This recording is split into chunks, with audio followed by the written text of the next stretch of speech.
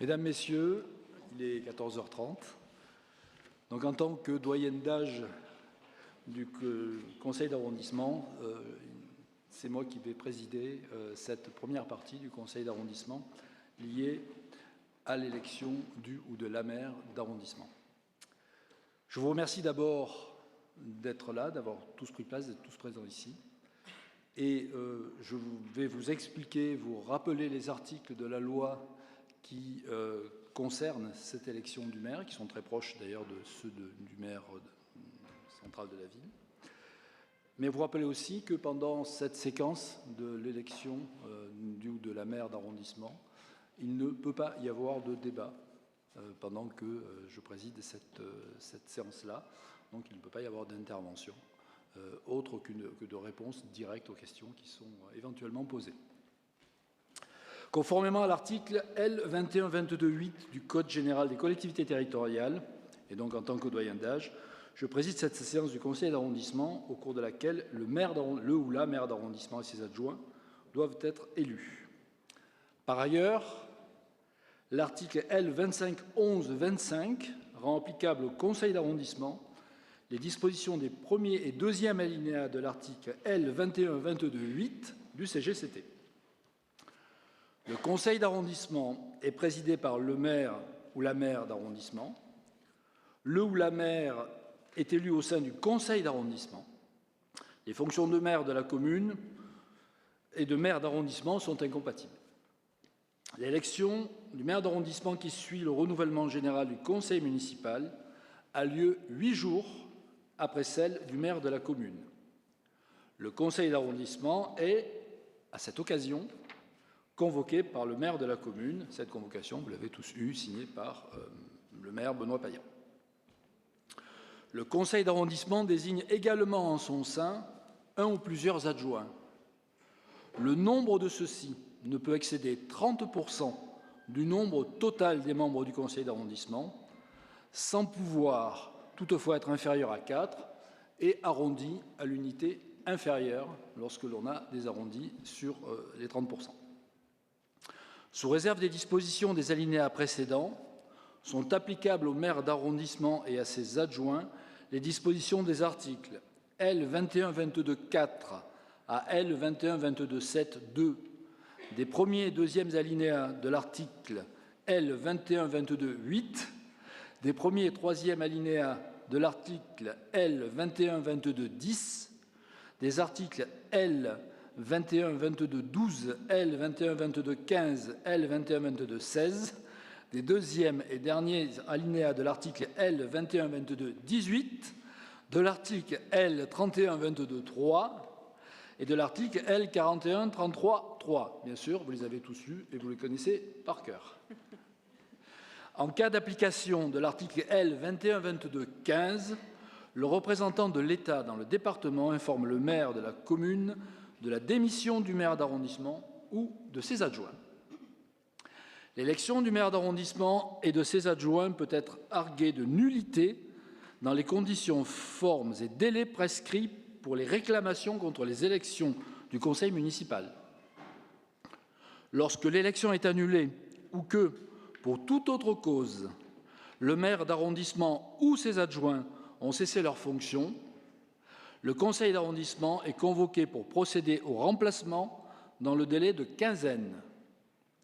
Par ailleurs, l'article L. 2511-10 du CGCT dispose que, sous réserve des dispositions du présent chapitre, les règles relatives aux délibérations et au fonctionnement des conseils municipaux, ainsi que les règles qui s'imposent aux conseils municipaux dans l'exercice de leurs compétences, s'appliquent aux conseils d'arrondissement pour l'exercice de leurs attributions définies au présent chapitre.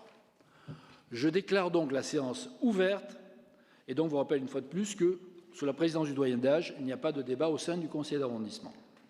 Mesdames et messieurs, nous sommes ici rassemblés suite aux élections municipales dont les résultats ont été officiellement publiés par la préfecture des Bouches-du-Rhône le 23 mars 2026. Les résultats complets seront annexés au PV de cette séance.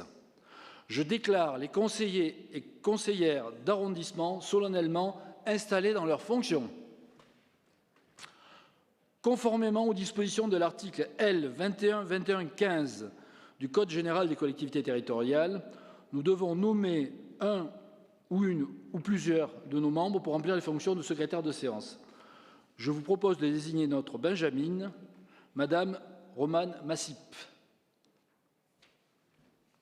Y a-t-il quelqu'un qui s'y oppose? Personne ne s'y oppose, donc je vous remercie. Madame Romane Massif est nommée secrétaire de séance. Je vais procéder maintenant à l'appel des conseillères et conseillers. Leïla Bekar, Karim Boussalem, Guillaume Bugliani, Philippe Kahn, Sophie Camard, Anne-Lise Canonissi, Samia Chabani, Présente. Capucine Edou, Présente. Audrey Garino, Frédéric Joël Guilledou, Aurélien Lecourt, Laurent Lardit, Romane Massip, Nawel Mezoui, Christian Pellicani, Virginie Roche, Monique Rolbert, Julien Sauret, Hubert Escavi, Marina Lucheux, Clémence Parodi, Aurélien Bourneuf, Charlotte Dewert et Aurélien Cimarano. Non, Romain. C'est exactement Romain, il y a une erreur, excusez-moi. Du coup, je me suis laissé emporter par ce qu'il y avait d'écrit. Conformément à l'article L. 21-21-17 du Code général des collectivités territoriales, le conseil d'arrondissement ne peut valablement délibérer que lorsque la majorité de ses membres en exercice sont présents. Donc je constate que le quorum est atteint. Nous pouvons valablement délibérer. Nous allons passer maintenant au premier point de l'ordre du jour, qui est l'élection du ou de la maire d'arrondissement. Au terme des articles L. 21-22-4 à L. 21-22-6 du Code général des collectivités territoriales, le conseil d'arrondissement élit le maire et les adjoints parmi ses membres au scrutin secret. Nul ne peut être élu maire s'il n'est âgé de 18 ans révolus. Les fonctions de maire sont incompatibles avec l'exercice d'une des fonctions électives suivantes: président d'un conseil régional, président d'un conseil départemental. Les fonctions de maire sont également incompatibles avec celles de membre de la Commission européenne, membre du directoire de la Banque centrale européenne ou membre du Conseil de la politique monétaire de la Banque de France. Tout maire exerçant une fonction le plaçant dans une situation d'incompatibilité prévue précédemment cesse de ce fait même d'exercer ses fonctions de maire. En cas de contestation, l'incompatibilité prend effet à compter de la date à laquelle la décision juridictionnelle confirmant l'élection devient définitive. Le conseiller d'arrondissement qui n'a pas la nationalité française ne peut être élu maire ou adjoint, ni en exercer même temporairement les fonctions. Les agents des administrations ayant à connaître de la comptabilité communale, de l'assiette, du recouvrement ou du contrôle de tous impôts et taxes ne peuvent être maires ou adjoints, ni en exercer même temporairement les fonctions, dans toutes les communes qui, dans leur département de résidence administrative, sont situées dans le ressort de leur service d'affectation. Vous avez tous bien compris. La même incompatibilité est opposable dans toutes les communes du département où sont affectés au comptable supérieur du Trésor et aux chefs de services départementaux des administrations mentionnées au premier alinéa. Elle est également opposable dans toutes les communes de la région ou des régions où ils sont affectés aux directeurs régionaux des finances publiques et aux chefs de services régionaux des administrations mentionnées précédemment. Les fonctions de maire sont incompatibles avec celles de militaires en position d'activité. Les agents salariés du maire ne peuvent être adjoints si cette activité salariée est directement liée à l'exercice du mandat de maire. Conformément à l'article L. 2511-25 du CGCT, le conseil d'arrondissement est présidé par le maire d'arrondissement. Le maire d'arrondissement est élu au sein du conseil d'arrondissement. Les fonctions de maire de la commune ou de maire de Paris et de maire d'arrondissement sont incompatibles. Avant de procéder à l'élection du maire, je vous rappelle que, conformément à l'article L. 2122-7 du Code général des collectivités territoriales, le maire est élu au scrutin secret et à la majorité absolue. Si, après 2 tours de scrutin, aucun candidat n'a obtenu la majorité absolue, il est procédé à un 3e tour de scrutin et l'élection a lieu à la majorité relative. En cas d'égalité de suffrage, le candidat le plus âgé est déclaré élu. Après ce rappel de la loi, je vous propose que nous constituions un bureau électoral pour la tenue de ce scrutin et le dépouillement des votes. Le bureau électoral doit être composé d'au minimum 2 assesseurs. Donc, je demande à chaque liste de désigner un assesseur et les invite à rejoindre le bureau de vote au centre de cette salle. Monique Rolbert pour le printemps marseillais, Romain Cimarano, Bourneuf. Il faut 2 chaises en plus.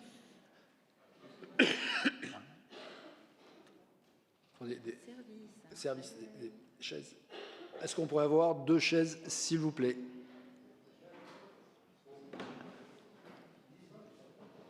Il n'y a que 2 chaises, je crois qu'il y en a au moins 3. Voilà, un 4e aussi, une 4e chaise pour la secrétaire de séance aussi.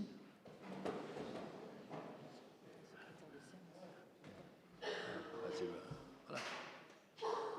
Ah oui, Oui.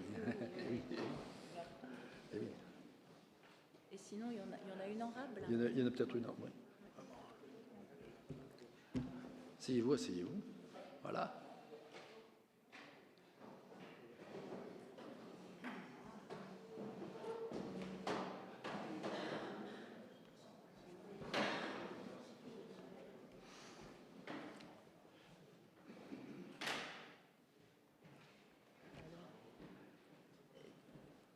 Si M. Bourneuf est assesseur ou pas. Oui. Monsieur Bourneuf, pardon? C'est vous qui voyez.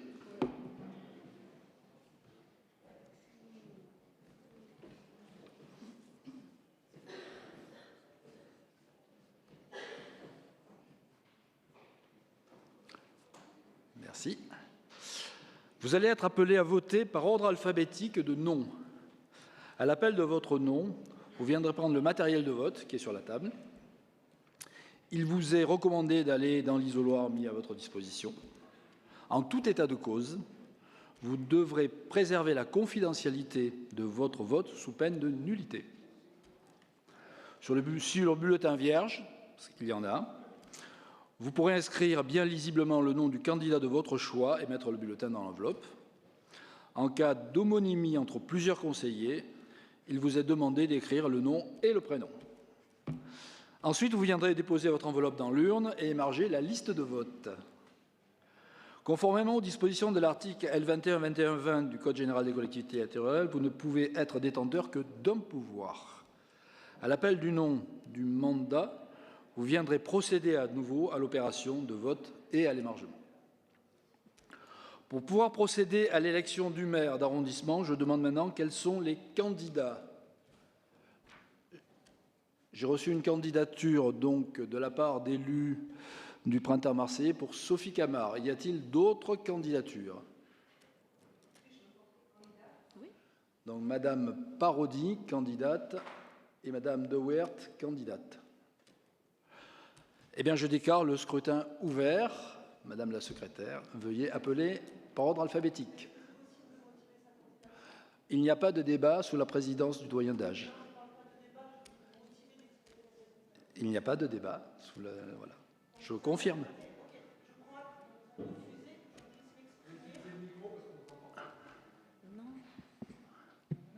Je confirme qu'il n'y a pas d'intervention à cette phase-là. Donc, je prends acte que vous refusez que je puisse m'exprimer comme élu pour motiver ma candidature. Tout à fait. Ok, ça ne se passe pas comme ça dans toutes les mairies, vous en avez conscience. C'est votre décision, Monsieur le Président. C'est le respect de la loi, madame. C'est très bien, c'est un Tout déni de simplement. démocratie, ça commence très bien. Je vous prierai de garder vos remarques, qui sont une intervention pour vous-même. Merci.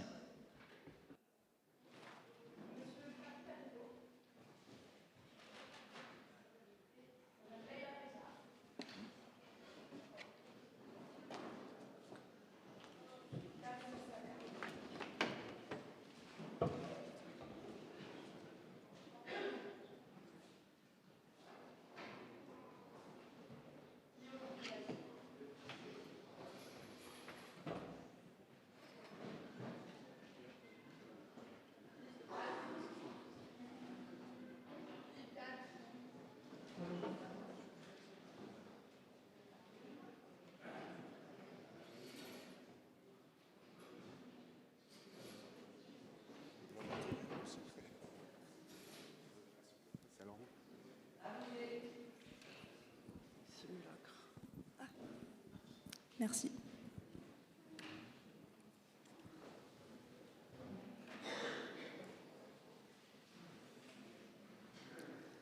Sophie Camard.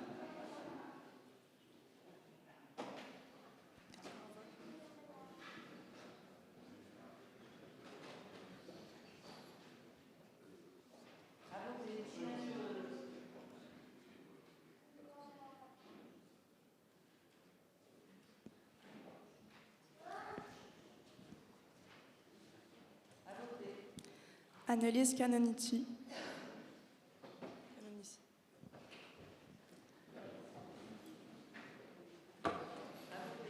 Samia Chabani.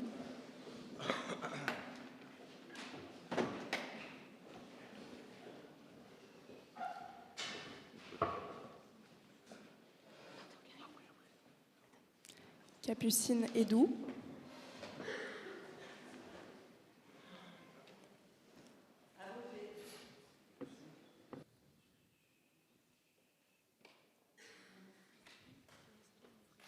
Merci. Audrey Garino.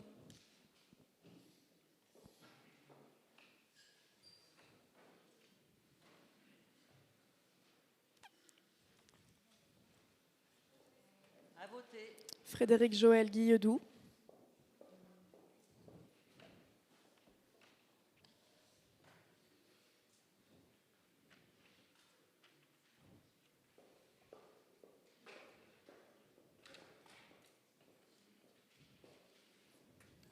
Aurélien Lecourt.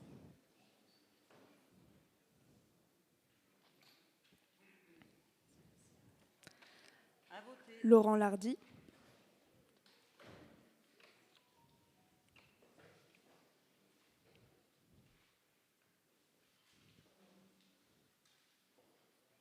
Nawel Mezoui.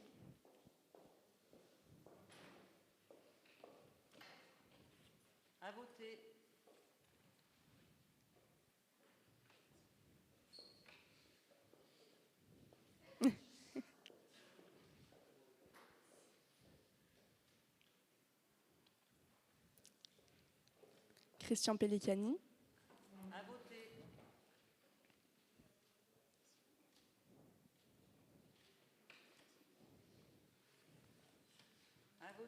Virginie Roche.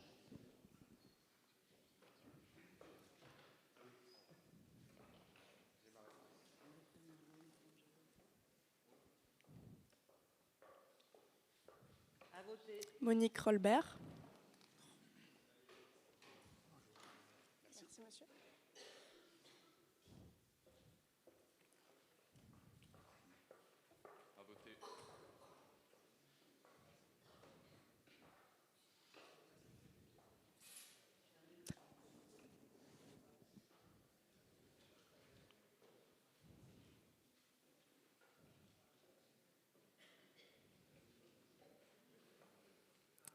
Julien Sauret.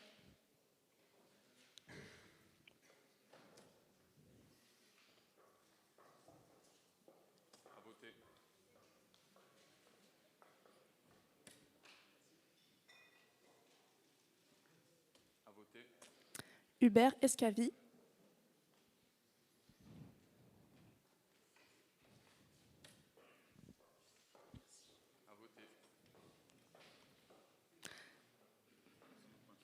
Allez-y. Marina Lucheux.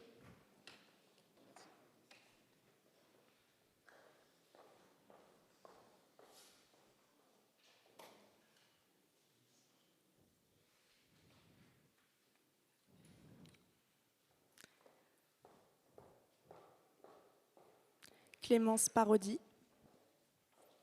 À voter.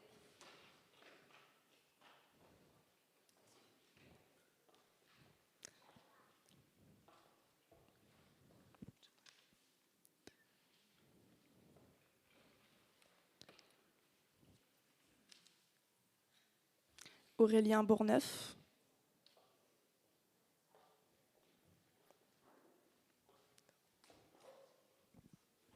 À voter. Une signature, Monsieur Escabi, s'il vous plaît.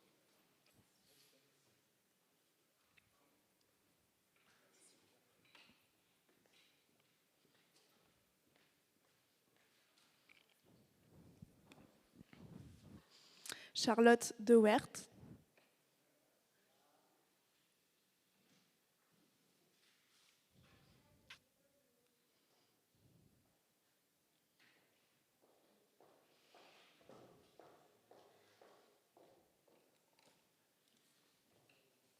À voter.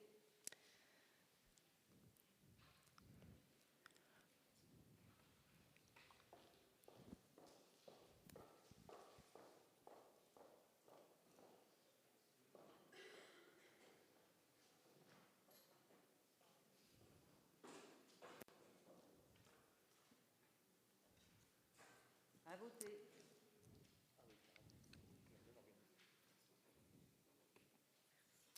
Romain Cimarano. Mais donc on n'a pas assez de...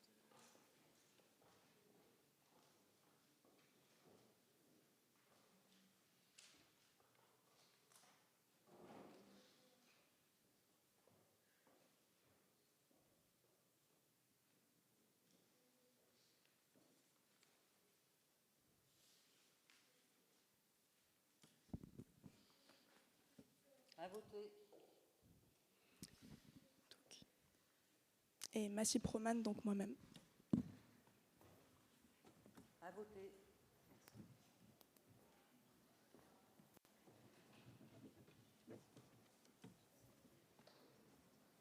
À voter.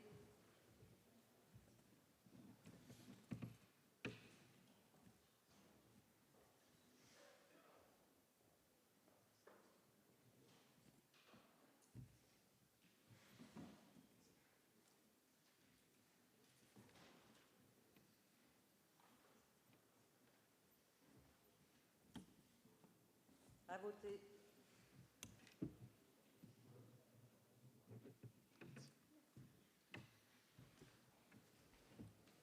Bien, tous les conseillers ont été appelés à voter. Je déclare donc le scrutin clos. Je demande aux assesseurs de procéder au dépouillement des votes.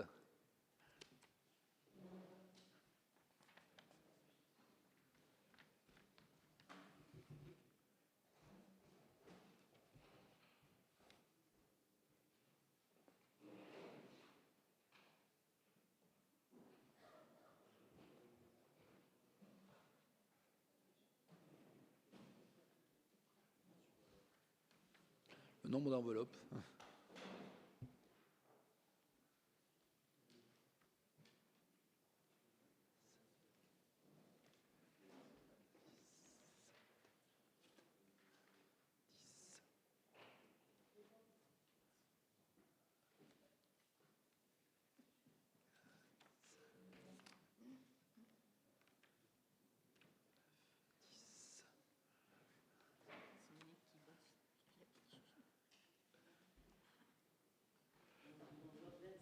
« 25 enveloppes. OK, c'est noté.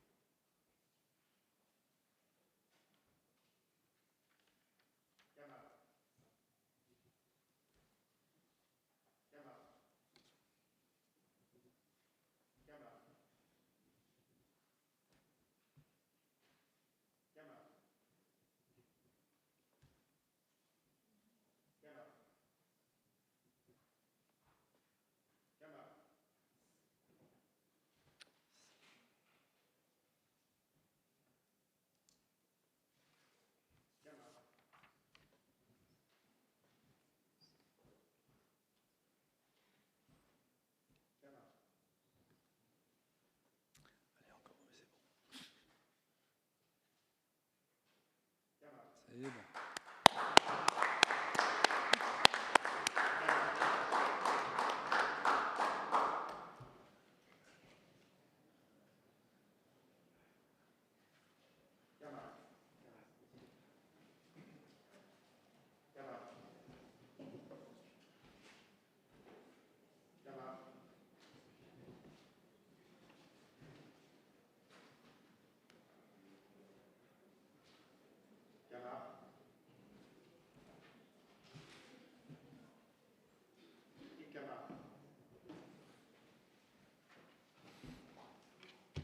Bien, donc nous avions 25 enveloppes, un nul, donc nous avons 24 suffrages exprimés.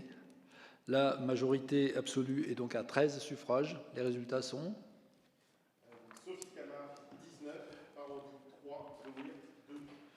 donc Sophie Camard est élue maire du secteur 1-7.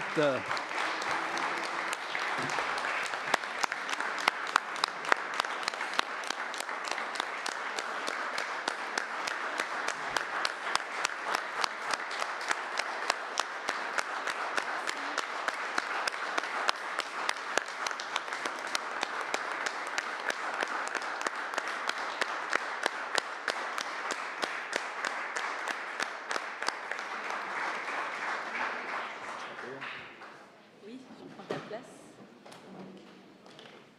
Ah oui. Merci beaucoup. Bonjour, maire Sophie Camard, les chantres de maire du premier secteur de Marseille.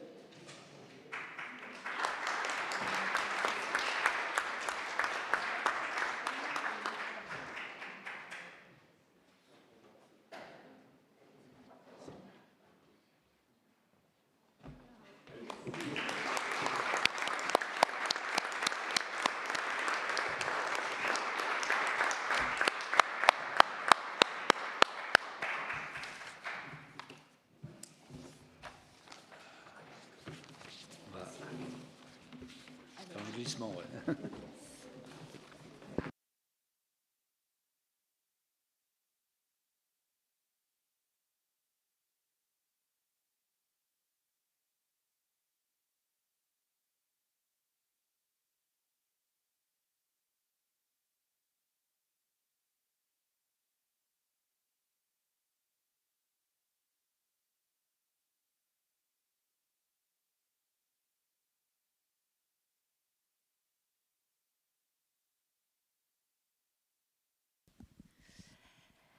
Mesdames, Messieurs les adjointes et les adjoints au maire de Marseille, chers collègues, conseillères et conseillers municipaux, conseillères et conseillers d'arrondissement, Mesdames, Messieurs, je vous remercie pour votre vote.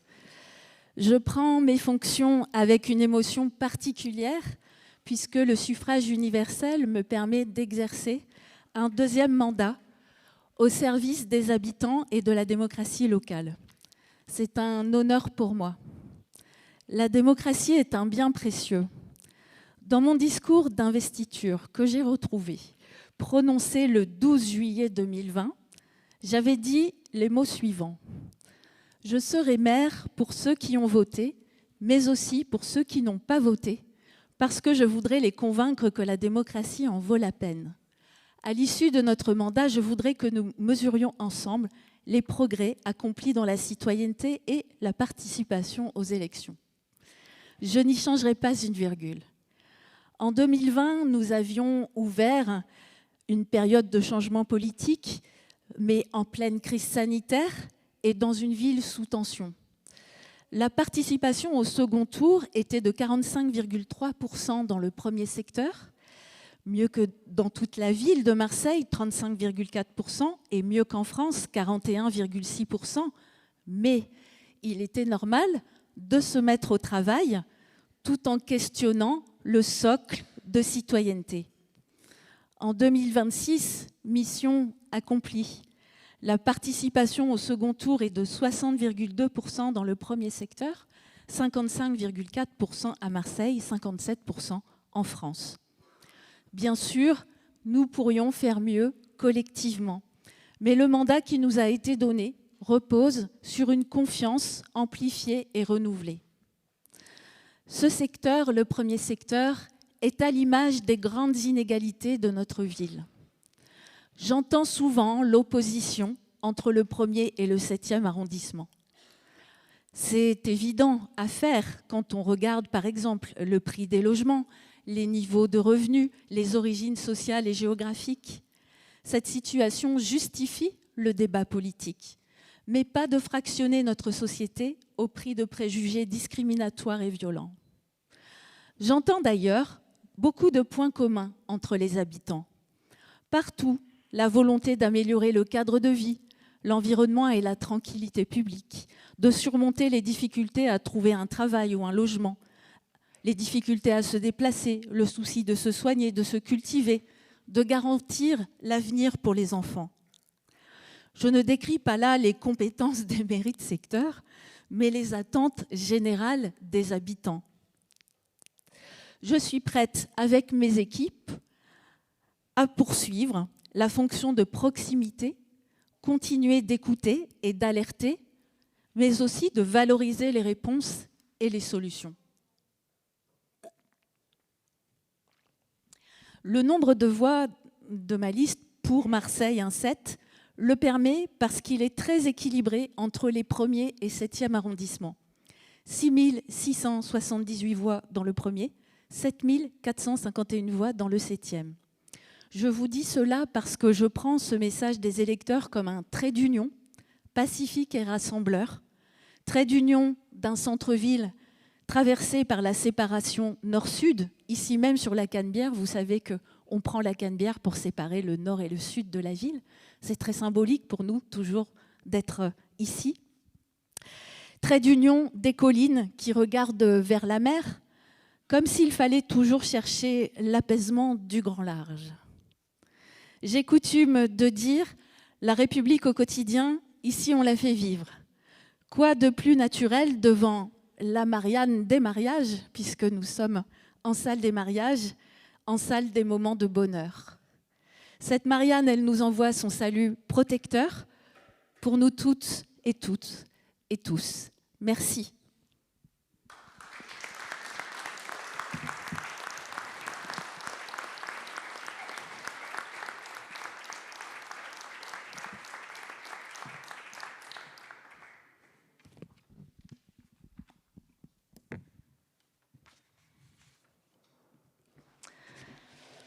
Je prends la suite de la présidence et nous avons d'autres points à l'ordre du jour, comme l'élection des adjoints de secteur. En premier lieu, il faut voter la détermination du nombre d'adjoints de secteur. Alors moi aussi, je vais faire le réglementaire. Conformément à l'article L2511-25 du Code général des collectivités territoriales, CGCT, le conseil d'arrondissement désigne en son sein un ou plusieurs adjoints. Le nombre de ceux-ci ne peut excéder 30% du nombre total des membres du conseil d'arrondissement, sans pouvoir toutefois être inférieur à 4. Sous réserve des dispositions des alinéas précédents, sont applicables au maire d'arrondissement et à ses adjoints les dispositions des articles L2122-4 à L2122-7-2, des premiers et deuxième alinéas de l'article L2122-8, des premiers et troisième alinéas de l'article L2122-10, des articles L2122-12-15-16, l'article 2122-18, 3122-3, 4113-3. En cas d'application de l'article 2122-15, le représentant de l'État dans le département informe le maire de la commune ou le maire de Paris de la démission du maire d'arrondissement ou de ses adjoints. C'est pour ça qu'on répète ces dispositions dans cet ordre du jour. L'élection du maire d'arrondissement et de ses adjoints peut être arguée de nullité dans les conditions, formes et délais prescrits pour les réclamations contre les élections du conseil municipal et d'arrondissement. Lorsque l'élection est annulée ou que pour toute autre cause, le maire d'arrondissement ou ses adjoints ont cessé leurs fonctions, le conseil d'arrondissement est convoqué pour procéder au remplacement dans le délai de quinzaine. Par ailleurs, je vous citais la première disposition sur 30% des élus du conseil d'arrondissement. Il y en a une deuxième disposition. L'article L2511-25 alinéa 1 du Code général des collectivités territoriales dispose que dans les conseils d'arrondissement, la limite fixée à cet article 2511-25 peut donner lieu à dépassement en vue de la création de postes d'adjoints chargés principalement d'un ou plusieurs quartiers, sans toutefois que leur nombre puisse excéder 10% de l'effectif légal du conseil d'arrondissement. Le ou les adjoints chargés de quartier connaissent toute question intéressant à titre principal le quartier. Ils veillent à l'information des habitants, favorisent leur participation à cette vie de quartier. Alors, quelles sont les conséquences de tout cela ? Vous savez que nous avons un conseil d'arrondissement de 25 élus et donc 30% du conseil d'arrondissement dans un premier temps, ça fait 7 adjoints puisqu'on arrondit à l'arrondi inférieur. Et puis des conseillers de quartier peuvent s'ajouter, pas plus de 10% de 25%, égale 2, 7 plus 2 égale 9. Donc nous avons 9 adjoints de secteur possibles et proposés. J'ajoute un petit mot à tout ça. Dans les précédents mandats, pour ceux qui étaient là avant, il y avait 33 conseillers d'arrondissement et 12 adjoints de secteur dans le premier secteur. Vous savez que la nouvelle loi Paris-Lyon-Marseille a mis à jour le nombre d'élus par rapport à la population des secteurs. Certains secteurs ont plus d'élus et d'autres en ont moins, ce qui est notre cas. Mais c'est la loi, il faut l'appliquer, bien sûr. 9 adjoints de secteur, c'est un peu juste pour traiter tous les sujets nécessaires. Quand je publierai les thématiques des délégations des adjoints de secteur qui vont vous être proposées juste après, je rajouterai des délégations thématiques à des conseillers municipaux et à des conseillers d'arrondissement parce que c'est possible en complément des adjoints de secteur. Nous aurons ainsi un collectif de travail élargi prenant en compte toutes les délégations. Ces précisions vous étant apportées, je soumets à la délibération du conseil d'arrondissement le rapport fixant le nombre d'adjoints par secteur, soit 9 dans le premier secteur. Bon, c'est la loi, mais je prends les votes. Est-ce qu'il y a quelqu'un qui s'oppose à ce nombre d'adjoints de secteur ? Non, je vous remercie. Ce nombre est adopté à l'unanimité. Je vous propose de procéder maintenant à l'élection des adjoints. Je vous rappelle les dispositions de l'article L2122, alinéa 7, alinéa 2 du Code général des collectivités territoriales relatif à cette élection. Excusez-moi, je bois de l'eau. Dans les communes de 1000 habitants et plus, les adjoints sont élus au scrutin de liste à la majorité absolue, sans panachage ni vote préférentiel. La liste est composée alternativement d'un ou d'une candidate de chaque sexe.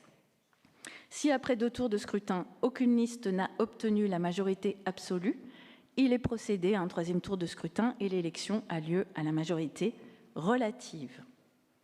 En cas d'égalité de suffrage, les candidats de la liste ayant la moyenne d'âge la plus élevée sont élus. Les conditions pour être élu adjoint au maire sont déterminées par les articles L2122-4 à L2122-14 du Code général des collectivités territoriales. Afin de procéder à l'élection des adjoints, un bureau électoral doit être à nouveau constitué. Je vous propose de reconduire dans leur fonction d'assesseur les conseillers ayant œuvré lors de mon élection, si vous le souhaitez. En êtes-vous d'accord ? Oui, je vous laisse vous installer.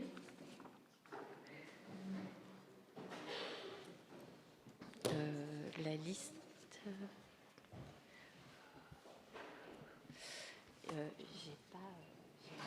j'ai pas la liste là avec moi.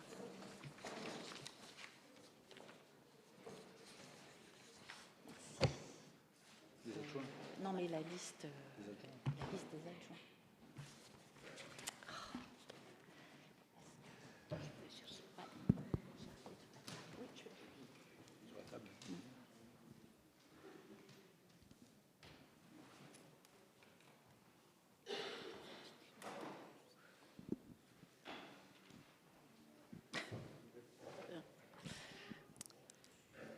on est bon. Patrick Amico. Non. Oui, ça vient. Quelles sont les listes candidates pour l'élection des adjoints? J'ai reçu une liste au titre de la liste pour Marseille, le 1er et 7e arrondissement, la gauche, les écologistes et les citoyens rassemblés. Y en a-t-il d'autres? Je ne pense pas. Voilà, vous avez la liste sur la table et donc je demande à la secrétaire de faire l'appel. Patrick Amico. Leïla Bécard.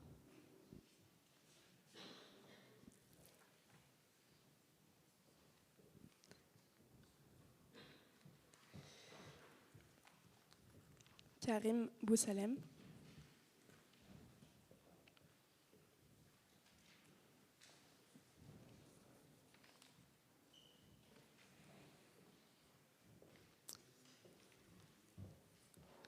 Guillaume Bugliani.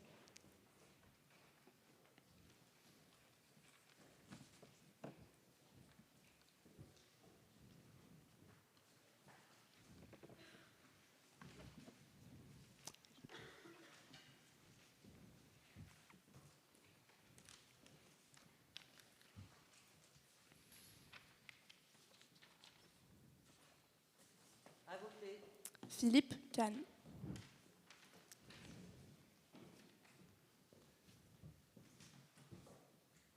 À voter.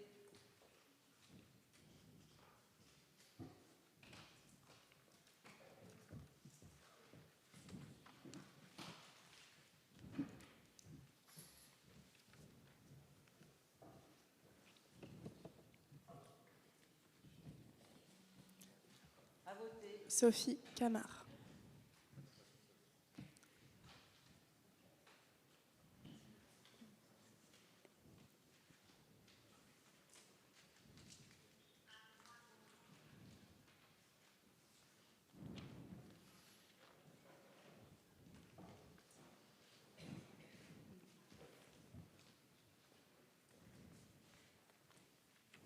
À voter. Annelise Canonici.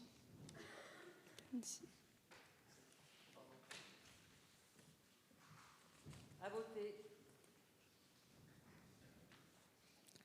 Samia Chabani.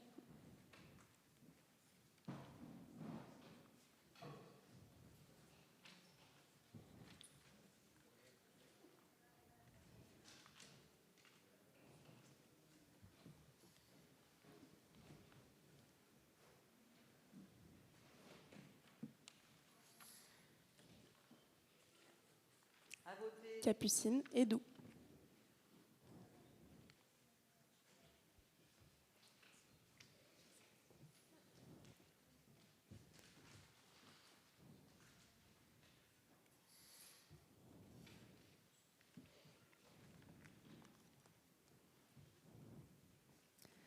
Audrey À Carino. voter.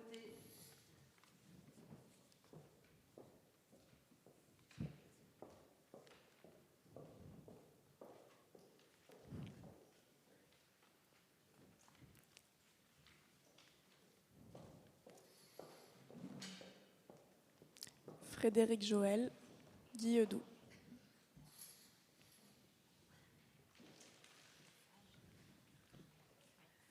À voter.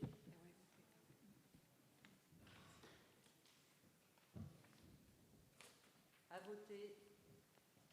Aurélien Lecourt.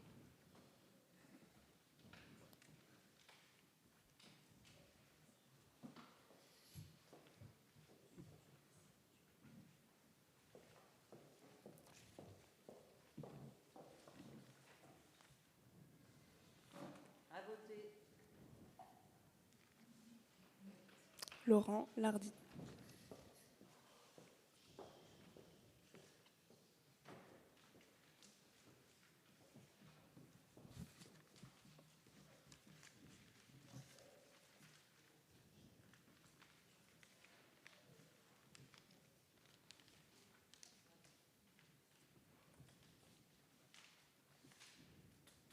Nawel Mezoui.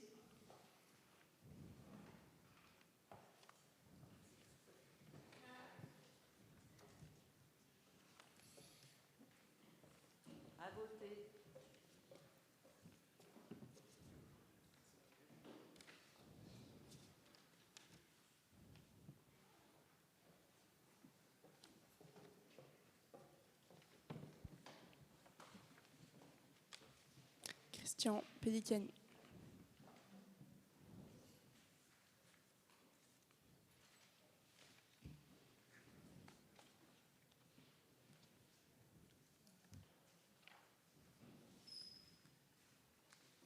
À voter.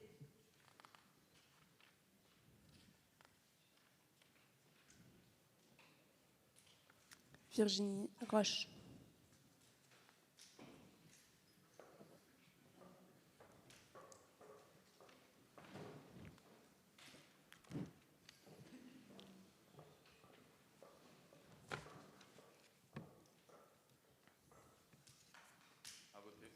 Monique Rolbert.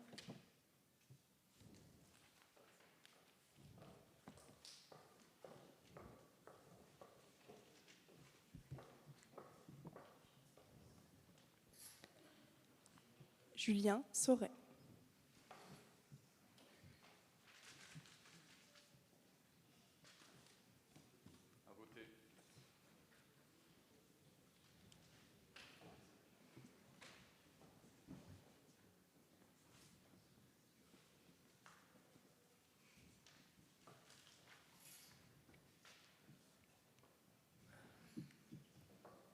Hubert Escavi.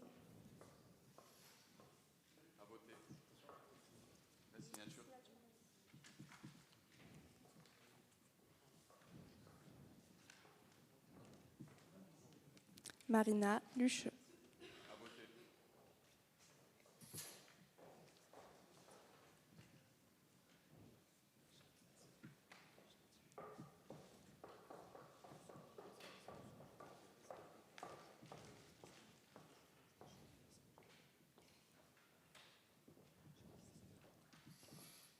Clémence Parodi.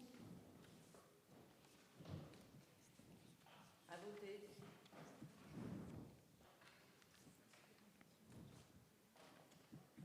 À voter. Aurélien Bourneuf.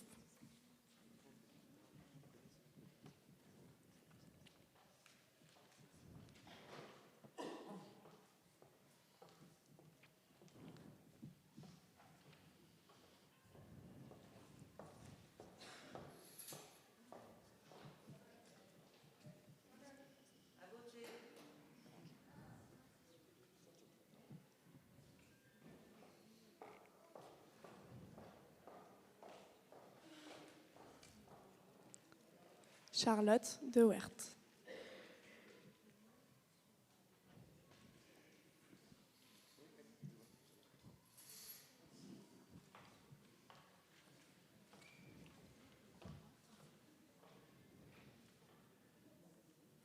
À voter.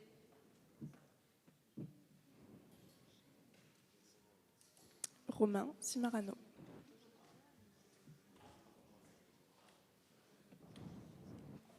À voter. Et Romane Massib.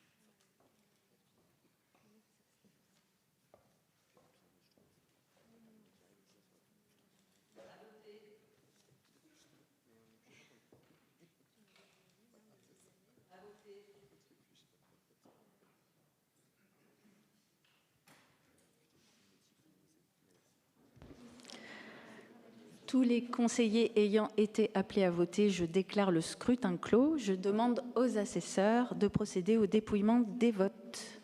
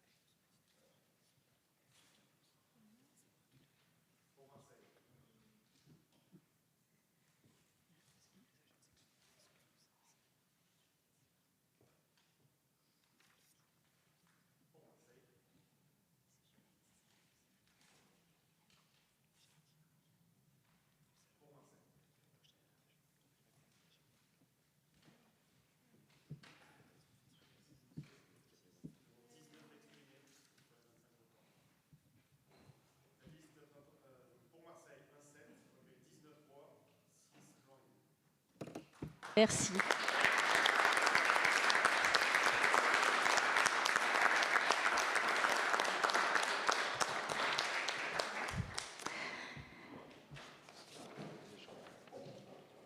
La liste donc pour Marseille 1er et 7e arrondissement est élue. Je félicite les adjoints et je vais vous lire la liste des adjoints dans leur ordre d'élection et puis je vais remettre les écharpes après. Julien Sauré, Leïla Bécard, Christian Pellicani, Monique Rolbert, Karim Boussalem, Virginie Roche, Frédéric Guilledou, Romane Massip, Aurélien Lecourt. Félicitations à eux.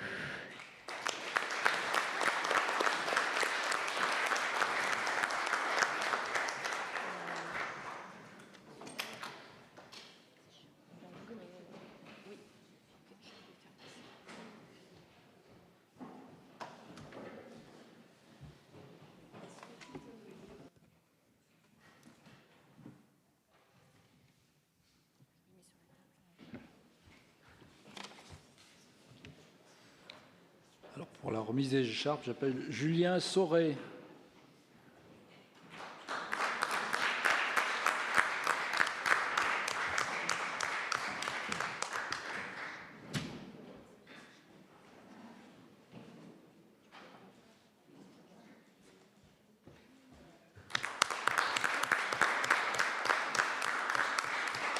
Leïla Bécard.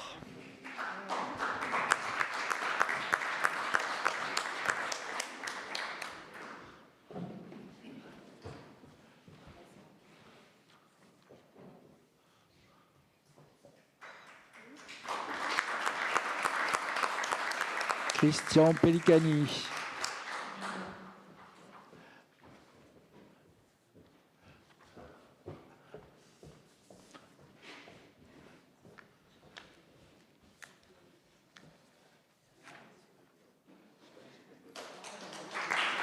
Monique Rolbert.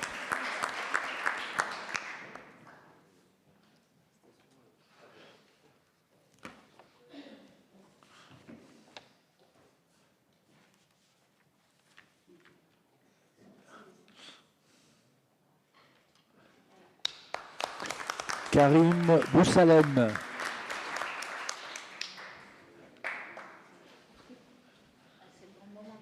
Ah.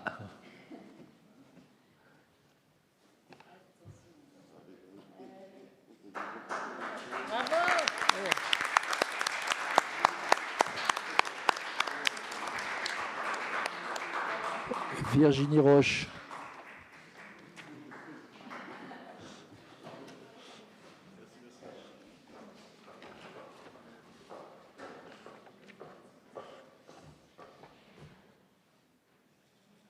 Non, l'autre côté.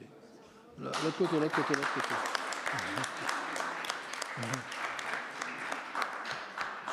Frédéric Guilledou.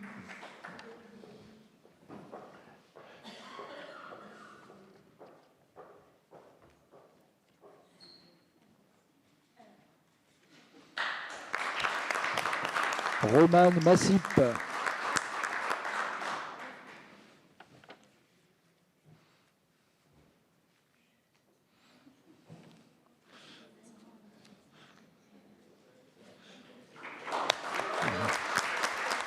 Et Aurélien Lecourt.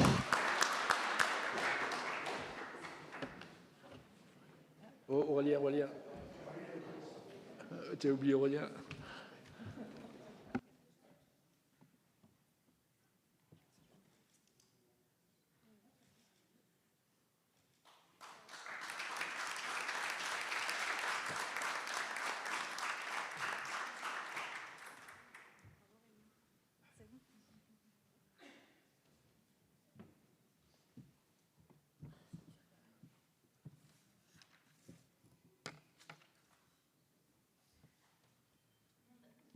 Tout le monde a droit à une écharpe. L'écharpe bleue et blanche vous attend sur la table là-bas.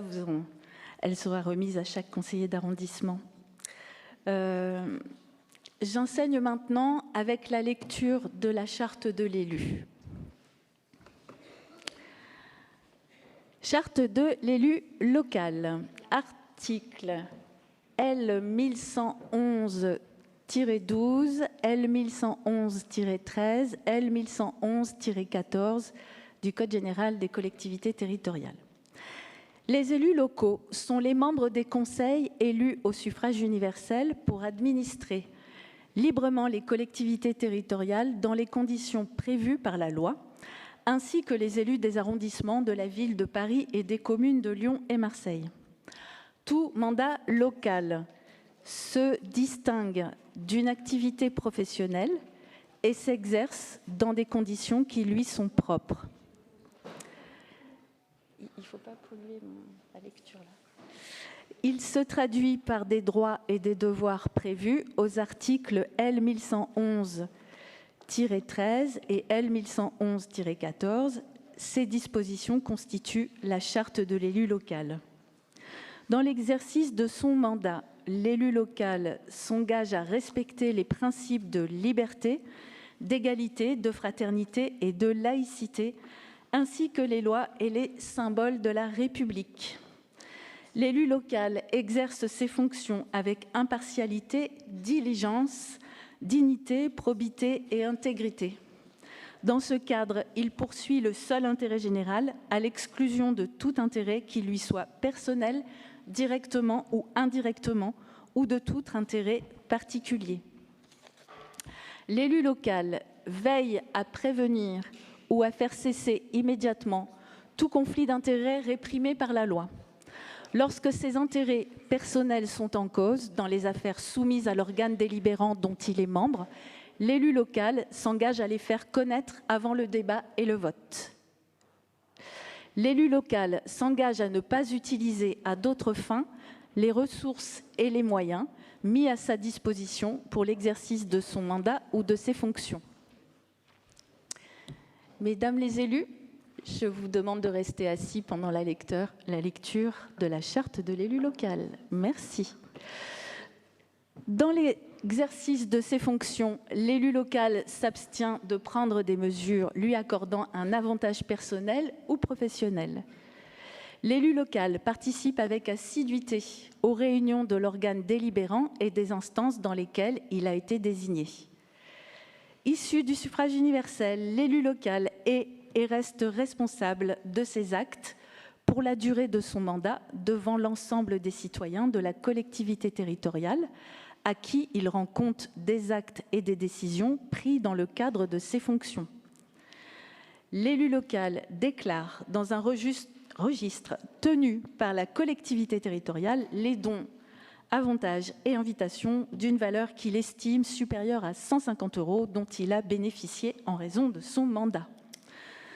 Ne sont pas soumis à cette obligation déclarative les cadeaux d'usage et les déplacements effectués à l'invitation des autorités publiques françaises ou dans le cadre d'un autre mandat électif. Les élus locaux peuvent bénéficier du versement d'une indemnité pour l'exercice effectif de leurs fonctions électives et de la prise en charge des frais exposés dans ce cadre dans les conditions prévues par la loi. Les élus locaux sont affiliés pour l'exercice de leur mandat au régime général de la sécurité sociale dans les conditions, définies à l'article L 382-31 du Code de la sécurité sociale et à des régimes spéciaux définis par le présent Code. Les élus locaux bénéficient, à l'occasion de leurs fonctions, d'une protection organisée par la collectivité territoriale conformément aux règles fixées par le Code pénal, les lois spéciales et le présent Code. Le droit à la formation est reconnu aux élus locaux. Il s'exerce dans les conditions fixées par le présent Code. Toute personne titulaire d'un mandat local bénéficie, dans les conditions prévues par la loi, de garanties accordées dans l'exercice du mandat et à son issue, et permettant notamment de concilier celui-ci avec une activité professionnelle ou la poursuite d'études supérieures. Tout élu local peut consulter un référent déontologue chargé de lui apporter tout conseil utile au respect des principes mentionnés à l'article 1111-13. Un décret en Conseil d'État détermine les modalités et les critères de désignation des référents déontologues. Voilà, l'ordre du jour est épuisé. Je vous remercie toutes et tous et je lève la séance. Merci beaucoup.